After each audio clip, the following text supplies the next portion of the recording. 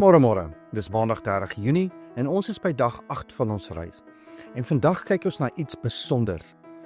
Daar was nie net 7 feeste in Levitikus 23 nie, maar daar het 'n latere fees bygekom, so 165 voor Christus, en Jesus self het dit gevier, Hanukkah, die fees van lig, ook genoem die inwydingsfees.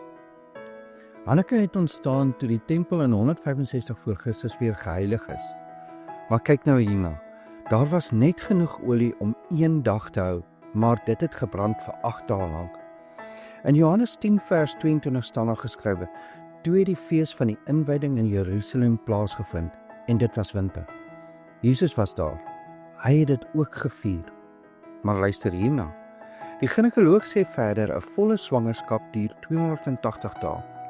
As jy tel van Jesus se kruisdood, oftewel Paasfees, ongesuurde brode, die eerstelinge, Pinksterfees of die Shavuot, die dag van Besyne of Yom Teruah, en dan die Hittefees, oftewel Sukkot, bring dit jou presies tot by Hanukkah, 9 maande en 10 dae later.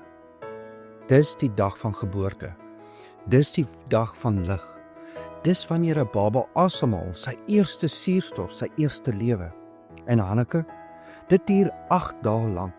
Net soos 'n baba op die 8ste dag in Israel besny word, 'n verbondsteken. Dis asof God sê, my lig word nie net gebore nie, my verbond leef. En toe kom Jesus. Hy vier nie net Hanukkah nie, hy is die lig, hy is die ware tempel, en hy woon nou in jou. Kom ons bid saam.